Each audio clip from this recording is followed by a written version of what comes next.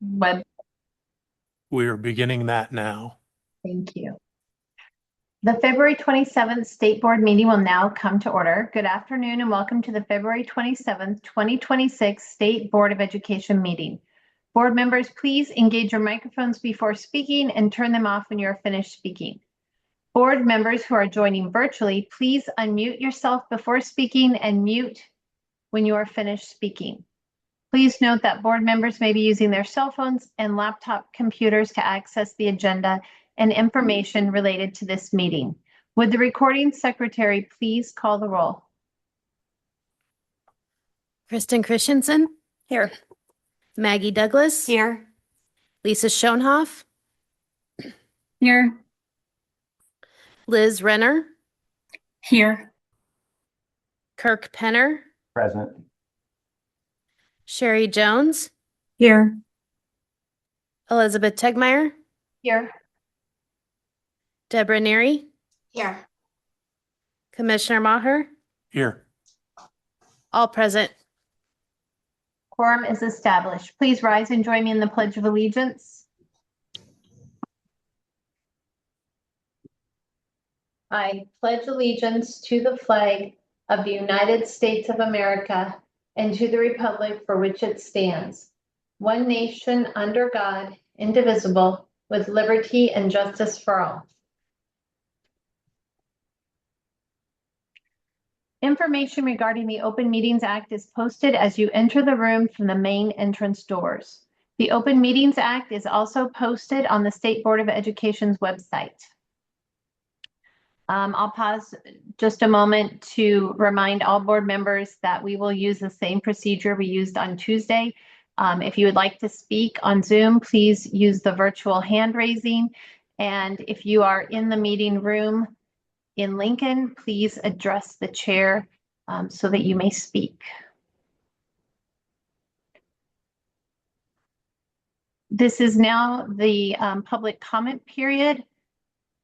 As I understand, there are no public comment in person. However, I will read the instructions as we do have some online. This period of the meeting may be available to any person who wishes to address the board on any matter that is on the agenda or within the board's authority to act. Up to 90 minutes will be allowed for the public comment period. A majority of members present and voting may take action to extend the total amount of time allowed for the public comment period. A majority of members present and voting may also take action to allow or terminate public comment at any time during the meeting. If you are not signed in and wish to speak, please sign in at this time. Those wishing to speak via Zoom must be signed in via the chat function. Those wishing to speak in person must be signed in at the table outside of the meeting room. Each individual speaking to the board via Zoom will be required to provide the sign-in card information in the chat function for identification of oneself. Individuals are required to include their name, organizations represented, address, city, state, and agenda item or topic that is within the board's authority to act. Each individual speaking to the board in person will be required to complete a sign-in card for identification of oneself. Individuals are required to include on the sign-in card their name, address, name of any organization represented, and agenda item or topic that is within the board's authority to act. Individuals may be prohibited to speak in public comment if the sign-in card does not include the required information. Persons speaking to the board during public comment should state their name, city, and state at the beginning of their allotted time and may submit printed materials for the board, but may not use any other form of media. Anyone refusing to be identified will be prohibited from speaking. Each person may address the board for up to 5 minutes. A majority of members present and voting may take action to reduce or extend the amount of individual time allotted to all speakers. If at any time persons appearing before the board exceed the time limitations set forth in this policy or on the agenda, or become abusive or threatening in language or behavior, it shall be the responsibility of the president to refuse permission to continue to address the board. We have no in-person comments And we have two, it looks like, online. We will begin with Tracy Baker.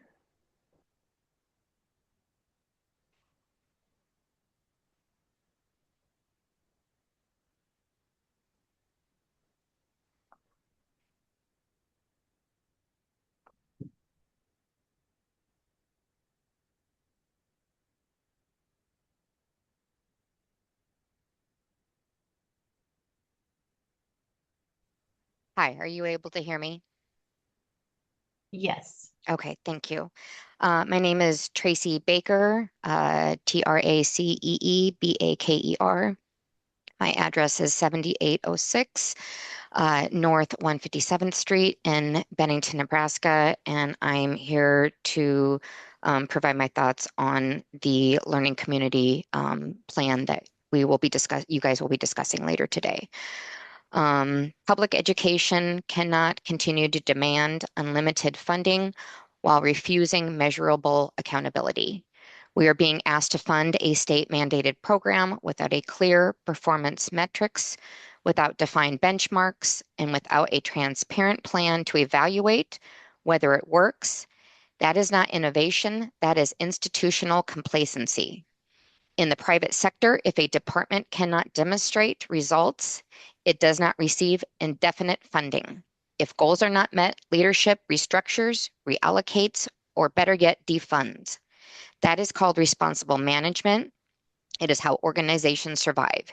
Yet in public education, we are too often told that spending itself is proof of commitment and that questioning results is somehow disloyal to the mission. We are expected to approve spending first and ask questions later, or worse, never. Let's be clear about the mission. The sole responsibility of public education is to educate children, not to replace parenting, not to compensate for every social failure, not to function as a catch-all solution for poverty, housing instability, or family breakdown. Schools cannot and should not be expected to solve every external challenge a child faces.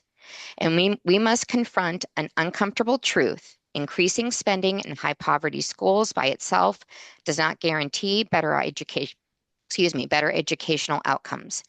And yet over and over, that is exactly what we are being asked to do, despite decades of data showing that money without accountability, structure, and measurable goals does not automatically translate into academic success. Funding is a tool, not a strategy. Meanwhile, we are among the highest property tax states in the nation. In order to fund our public schools, families are stretched thin, seniors are being taxed out of their homes, working households are sacrificing year after year to sustain the system. With that level of financial burden comes an even greater obligation to ensure that every dollar produces measurable academic results. Good intentions are not outcomes. Mandates are not results. Funding is not proof of effectiveness. If this program cannot clearly define what success looks like, how will it be measured?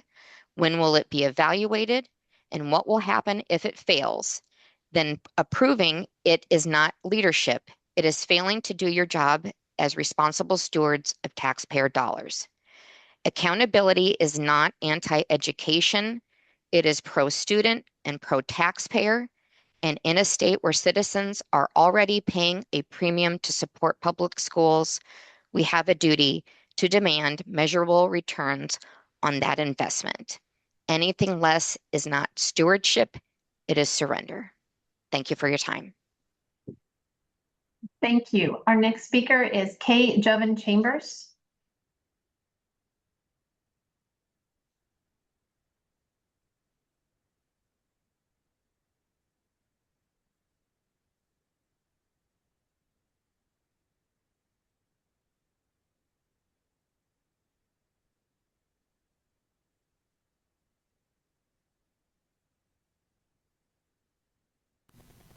Good afternoon. Can you hear me all right? Okay. Not very well. Is there a way to increase his volume? How was that? Meeting room, are you guys getting it clearly or is it too soft? It is very soft. Okay, thank you. Yeah, it's pretty soft. Let me try. Okay, how about now? That is much better. Thank you. All right. Bishop K. Javon Chambers, 5150 Ames Avenue, Omaha, Nebraska, 68104. Also, on behalf of the Interdenominational Ministerial Alliance of Metropolitan Omaha, I gave a statement on the 24th at your meeting, and I believe I misspoke. So I'd like to, for the record, restate my position regarding the CAP. CAP strengthens early education. It boosts reading. It boosts attendance. It connects families with much needed support that they need to succeed. These are not theories. These are results built through years of partnership among the school districts, among educators, and community organizations. So, therefore, a no vote will dismantle programs that are working. A yes vote protects progress, protects collaboration, and protects the future of thousands of Nebraskans students. So I'm calling on this board to stand with children, stand with families and educators by voting yes on the Community Action Plan. I'll land there. Thank you for your time. Thank you. There are no more public comments.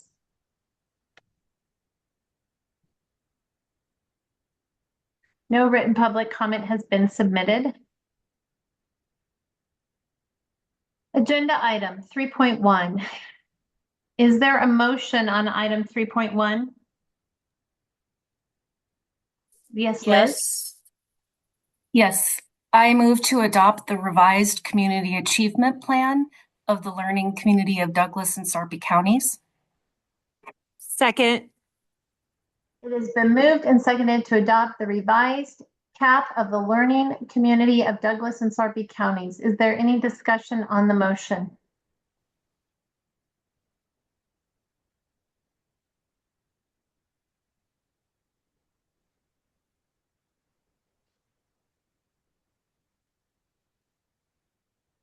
Sherry, please unmute yourself.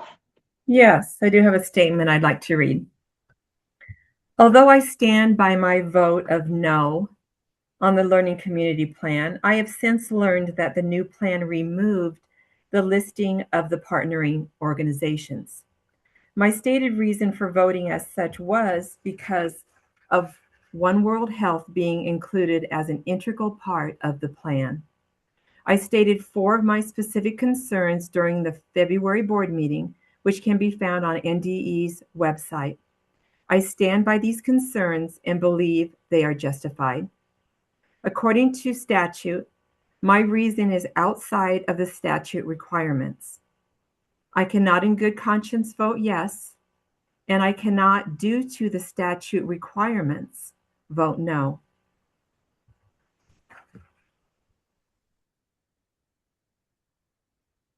Thank you. Any other discussion? Lisa? Sherry, can you drop your little hand on the computer, please? Thank you. I feel like I've kind of gone through things several times in the past few months publicly and via email as well. And so my vote will stand today as it has. In education, we spend approximately $5 billion in the state of Nebraska. And in Omaha, we spend approximately $19,000 per pupil.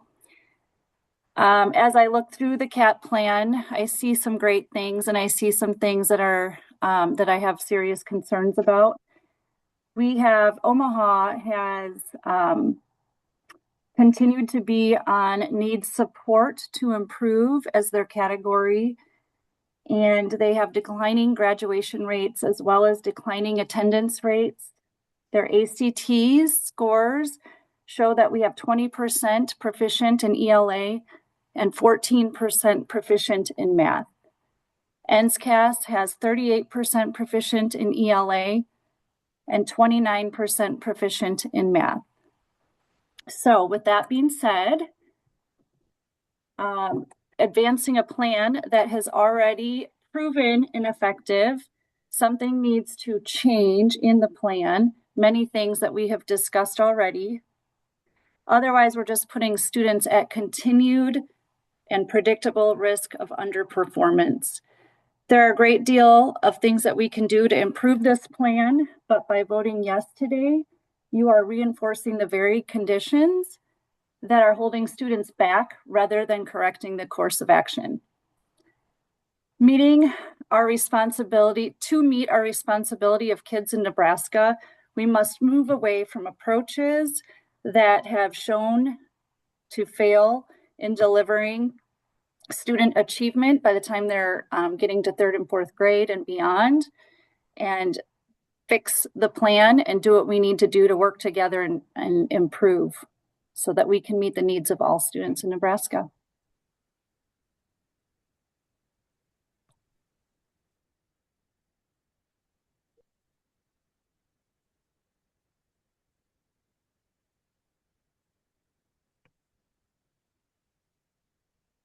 Any other comments?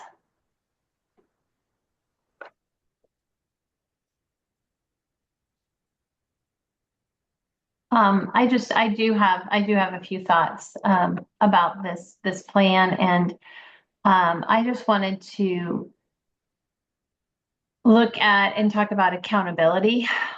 In the Omaha World Herald's article this week, I was accused of calling for penalties on our districts. Accountability is not a penalty. It's actually a feature of responsible oversight. A governing body's duty is to ensure systems deliver results. The Every Student Succeeds Act lists 4 tiers of evidence, and CAP is at the lowest level. This tier states it demonstrates a rationale. Research-formed theory with ongoing evaluation, but no direct proof of academic impact. The school districts of the learning community have not provided this board with metrics demonstrating how their current plan has directly impacted academics. Since the proposed plan that we are voting on today has no substantive changes from the current one, I do not believe the prospective potential for this plan to impact academic equity is evident and clear. State statute clearly details what this board is required to look for in the CAP. It states, and I renew my thoughts from Tuesday, it states that the plan has a high likelihood, in the opinion of the state board, based on the evidence presented of improving achievement equity and reducing the impact of barriers to achievement. This plan falls short. And as I'm always faced with the question personally, if we're not teaching kids how to read, write, and do math, what are we even doing here? Any other comments?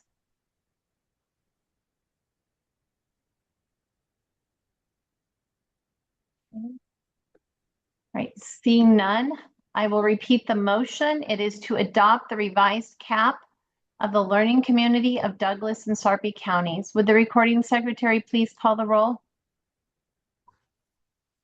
Neary, Yes. Schoenhoff, No. Tegmeyer, No. Henner, No. Christensen, Yes. Renner, Yes. Jones, I abstain.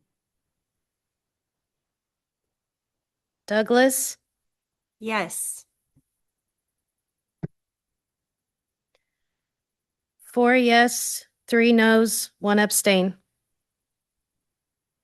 The affirmative has it, and the motion to adopt the revised CAP of the learning community of Douglas and Sarpy County is adopted. Thank you to those who attended in person, who attended via Zoom, and who tuned into the broadcast. The next meeting of the State Board of Education are scheduled for March 5th and 6th in 2026 in Lincoln, Nebraska. The February 27th, 2026 State Board meeting is now adjourned.